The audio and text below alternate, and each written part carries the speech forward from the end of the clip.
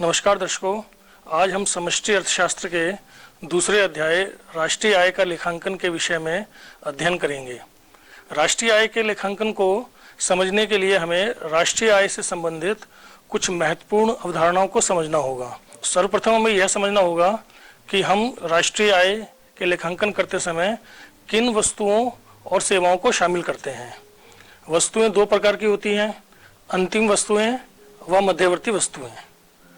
अंतिम वस्तुएं या तो उपभोक्ता के द्वारा उपभोग के लिए खरीदी जाती हैं, जिन्हें उपभोग वस्तुएं कहा जाता है, या फिर अंतिम वस्तुएं उत्पादक के द्वारा भी खरीदी जा सकती हैं, जिन्हें हम पूंजीगत वस्तुएं कहते हैं।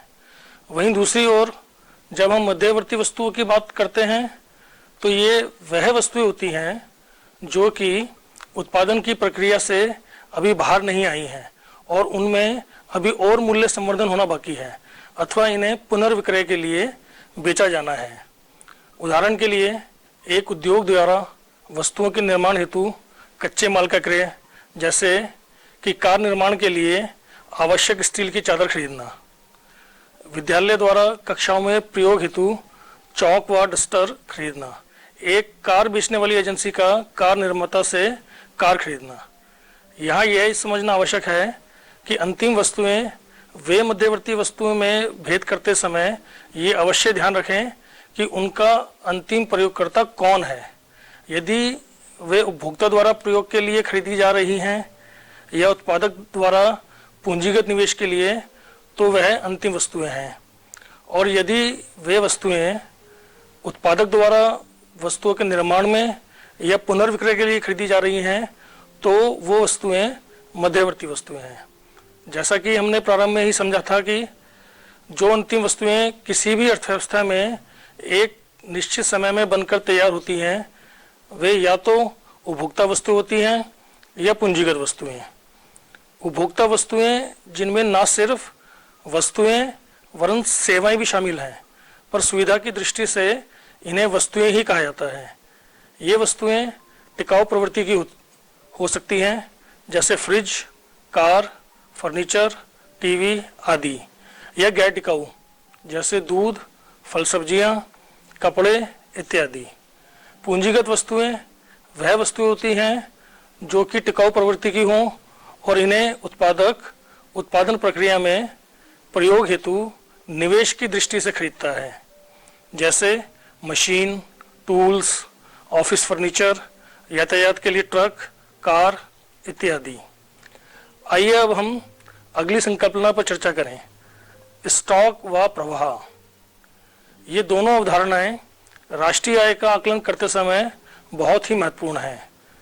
स्टॉक की परिभाषा किसी निश्चित समय बिंदु पर की जाती है, अर्थात स्टॉक वह आर्थिक चर है जिन्हें किसी निश्चित समय बिंदु पर मापा जाता है। जैसे 31 मार्च 2020 को फर्म के पास वस्तुओं की मात्रा, आज 10 बजे तक दुकान में उपलब्ध वस्तुएं। वह आर्थिक चर जो किसी निश्चित समय अवधि में मापे जाते हैं प्रवाह कहलाते हैं। जैसे एक दिन की बिक्री, एक सप्ताह का उत्पादन, एक माह की आय, वर्ष 2019-20 की राष्ट्रीय आय। अतः हम कह सकते हैं कि पूंजी, धन, मुद्रा पूर्ति, जनसंख्या, वस्तुओं का स्टॉक इत्यादि स्टॉक के उदाहरण हैं, जबकि आय, व्यय, पूंजी निर्माण, निर्यात, आयात, ब्याज इत्यादि प्रवाह के उदाहरण हैं। अब हम दूसरी संकल्पनाओं पर विचार करते हैं जो कि अर्थव्यवस्था में निवेश से संबंधित है। निवेश का अर्थ है अर्थव्यवस्था में उपलब्ध कुल पूंजी स्टॉक में होने वाली वृद्धि, अर्थात वर्ष भर में उत्पादन प्रक्रिया के दौरान पूंजीगत वस्तुओं में होने वाली नई पूंजी रचना निवेश कहलाती है। उदाहरण के तौर पर भवन निर्माण, मशीनों का निर्माण, सड़क व पुलों का निर्माण, गोदाम इत्यादि सब पूंजी निर्माण ही है, जिसे हम निवेश कहते हैं। निवेश को हम सकल निवेश व निवल निवेश में विभाजित करते हैं। निवल निवेश बराबर सकल निवेश माइनस मूल्य ह्रास। पुरानी पूंजीगत वस्तुओं जैसे पुरानी मशीन जो कि टूट फूट या लंबे समय तक प्रयोग के कारण उत्पादन योग्य नहीं रहे हैं के स्थान पर वर्तमान वर्ष में जिन नई पूंजीगत वस्तुओं का निर्माण हुआ है को प्रतिस्थापित कर दिया जाता है। ऐसी पूंजीगत वस्तुओं के मूल्यों को ही, जो कि टूट फूट या लंबे समय तक प्रयोग के कारण उत्पादन योग्य नहीं रही हैं, मूल्यह्रास कहा जाता है। क्योंकि इन मशीनों व अन्य पूंजीगत वस्तुओं को पुरानी मशीनों के बदले लगाया गया है, अतः इनसे देश की वस्तुओं और सेवाओं की उत्पादन क्षमता में कोई वृद्धि नहीं होती है। अतः निवल निवेश ज्ञात करने के लिए इस मूल्यह्रास को सकल निवेश के मूल्य से घटा दिया जाता है। इसे हम उदाहरण से भी समझ सकते हैं। माना कि अर्थव्यवस्था में वार्षिक सकल निवेश 1 लाख करोड़ का हुआ और उसमें से 10,000 करोड़ रुपए पुरानी पूंजीगत वस्तुओं की टूट फूट और पुरानी मशीन की जगह नई मशीन को प्रतिस्थापित करने में लग गए, तो इस तरह मूल्यह्रास 10,000 करोड़ का हुआ। इस स्थिति में निवल निवेश ज्ञात करने के लिए 90,000 करोड़ रुपए बराबर 1 लाख करोड़ माइनस 10,000 करोड़। अगली अवधारणा जिसकी हमें राष्ट्रीय आय के लेखांकन में आवश्यकता होती है वो है माल सूची व माल सूची में परिवर्तन। वर्ष भर में निर्मित माल, अर्धनिर्मित माल व कच्चे माल के बचे हुए स्टॉक को माल सूची कहते हैं। माल सूची में परिवर्तन वर्ष के आरंभ के समय उपलब्ध माल सूची और वर्ष के अंत में उपलब्ध माल सूची के अंतर को कहा जाता है। अतः माल सूची में परिवर्तन बराबर वर्ष के अंत में अभिकृत स्टॉक माइनस वर्ष के आरंभ में अभिकृत स्टॉक। इसे ऐसे भी कह सकते हैं कि माल सूची में परिवर्तन बराबर अंतिम स्टॉक माइनस आरंभिक स्टॉक। उदाहरण के लिए यदि वर्ष के प्रारंभ में किसी फर्म के पास 100 रुपये का अभिकृत स्टॉक है और वर्ष के अंत में 300 रुपये का अभिकृत स्टॉक है, तो स्टॉक में परिवर्तन 200 रुपये का होगा। आइए अब हम राष्ट्रीय आय लेखांकन में उपयोग आने वाले कर व उपदान के विषय में चर्चा करते हैं। जब हम राष्ट्रीय आय की गणना करते हैं तो उसमें सरकार को प्राप्त विभिन्न प्रकार के कर जुड़े होते हैं, जैसे आयात शुल्क, वस्तु व सेवा कर इत्यादि। इन्हें अप्रत्यक्ष कर कहा जाता है। सरकार न केवल वस्तुओं व सेवाओं पर कर लगाती है, अपितु कुछ वस्तुओं के निर्माण को प्रोत्साहन देने के लिए उन पर आर्थिक उपदान भी देती है, जिससे ऐसी वस्तुओं को बाजार में कम कीमत पर बेचा जा सके। अतः सरकार को प्राप्त वास्तविक निवल कर ज्ञात करने के लिए अप्रत्यक्ष करों में से उत्पादकों को दिए गए आर्थिक उपदान घटा दिए जाते हैं। निवल अप्रत्यक्ष कर बराबर अप्रत्यक्ष कर माइनस आर्थिक अनुदान।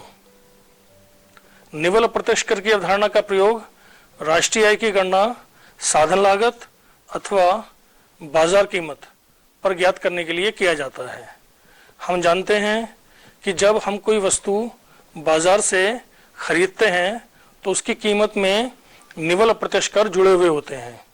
अतः साधन लागत पर ज्ञात करने के लिए बाजार कीमत में से निवल अप्रत्यक्ष करों को घटा दिया जाता है। साधन लागत बराबर बाजार कीमत माइनस निवल अप्रत्यक्ष कर। ऐसे ही करों की 2 प्रकार की अवधारणाएं और हैं, उत्पाद कर और उत्पादन कर। उत्पाद कर उत्पाद की प्रति इकाई के अनुसार लगाया जाता है। जैसे माना किसी वस्तु के ऊपर प्रति इकाई 1 रुपये का कर लगाया गया है और उत्पादक ने 500 वस्तुओं का उत्पादन किया है, तो उसे 500 रुपये कर का भुगतान करना होगा। और यदि उत्पादन 1000 वस्तुओं का हुआ है तो कर भी उसी अनुसार 1000 रुपये का होगा। सरकार कुछ वस्तुओं पर आर्थिक उपदान भी देती है। निवल उत्पाद कर ज्ञात करने के लिए उत्पाद कर में से उत्पाद उपदान के मूल्य को घटा दिया जाता है। ये तो थे उत्पाद कर, जो कि उत्पाद की प्रति इकाई के अनुसार लगाए जाते हैं।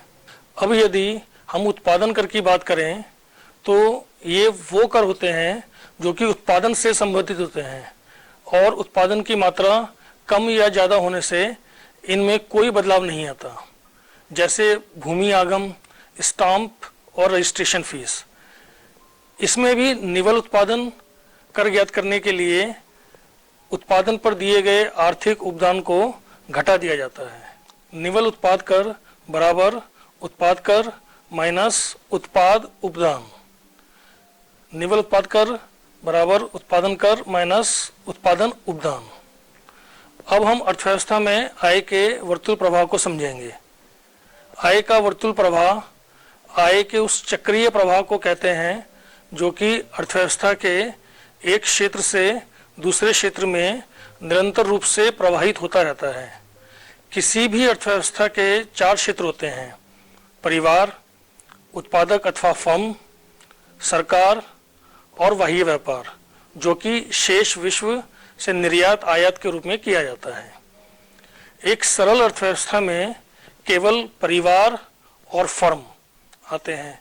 वैसे तो हम सभी वर्तमान में अपने आसपास जिन भी आर्थिक गतिविधियों को देखते हैं उसमें सरकार भी सम्मिलित होती है और विदेशी व्यापार भी, परंतु कोई भी सरल अर्थव्यवस्था सरकार और बाह्य व्यापार के बिना किस प्रकार कार्य करती है, ये जानना समझना भी उतना ही महत्वपूर्ण है।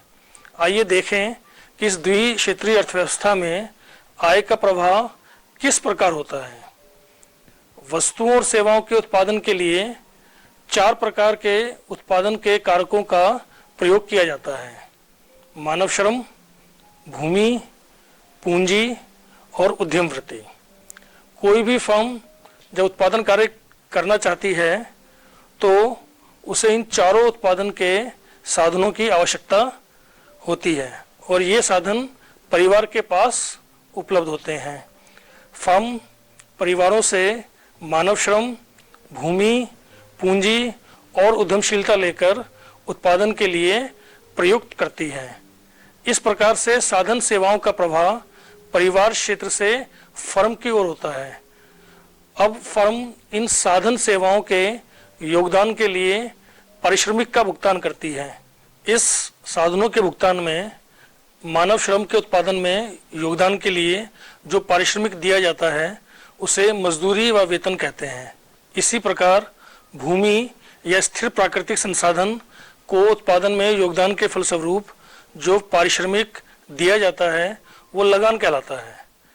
पूंजीपति को पूंजी के पारिश्रमिक के रूप में ब्याज और उद्यमी को उसके योगदान के लिए लाभ दिया जाता है।